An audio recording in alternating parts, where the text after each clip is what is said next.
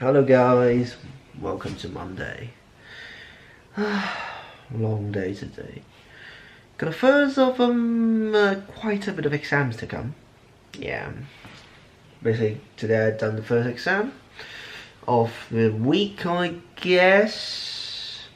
Yeah, so and there's basically still a lot of work to do. And today is also the day that I submit my first homework that I have not been handed in on time today. Why? Why? I'm just asking myself, why? Oh dear. I'm gonna keep track more of my homework now from now on. Well, so why am I taking this vlog today? Well, primarily because I want to much better. Because I want to discuss with you guys some things about writing, about how you write. See, the English, I've been on my English lesson.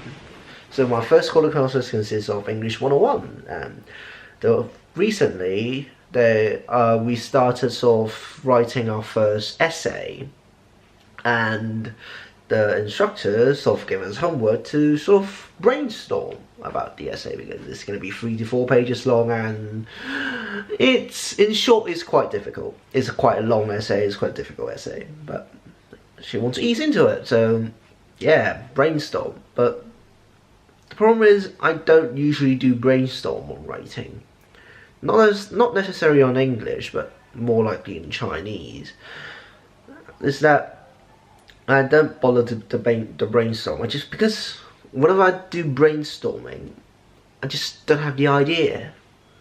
I don't have any idea on how to write my essay or write my piece. You just look at the sky or look at the paper for like a minute or two, or for 5 minutes, and just scratching my head, couldn't think of anything. Yeah, that's basically sums up when I brainstorm. What happened when I brainstorm? So basically, I just can't think of anything to write. So today in this video, I want to discuss on how to generate ideas, how to write, essentially. How you guys will write and how I write. I want to share it. So basically, back in my secondary school days, that's much better. Whenever there's an English or Chinese writing, I just wait until an idea popped up and just write around 200, 300 words in like half an hour or an hour, just like that. It's just sometimes, just in my opinion, sometimes idea just randomly pops up. Sometimes you really can't control it. You can't sort of distinctively consciously want to think of an idea, and the idea comes up. You can't. It's just randomly in your head, and it's the light bulb got clicked on, and you can start to write. So it's a matter of whether that light bulb switches on or not. I can't do it with this hand, unfortunately. And yeah. So I've known that some people love to write their sort of mind maps, and sort of like they use point forms to sort of have a layout of what the following paragraphs will be talking about before starting to write drafts or even the complete text. Some of them are taught. Some of these techniques are probably taught by tutors, but they're skills and they should be used, because it probably could have a good effect on people to sort of produce good writing, but not in my case, because whenever I am really serious and think about ideas, I just can't think of any ideas. Just so weird. English is better, but in Chinese, we need to write something more sort of like psychological or more deep within my heart, I couldn't think of any ideas unless it's after midnight. I just can't. Just until like 2 a.m. the idea starts slowly just squeezes out of my brain and just okay, now I know what to write, and just slowly write until like 5 a.m. or 4 a.m. and something before I eventually go back to sleep. And that's sad, really.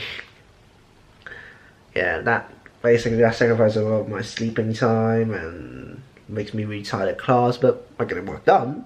So yeah, but that's the only way that I can get my work done. So that's obvious. That's an obvious choice.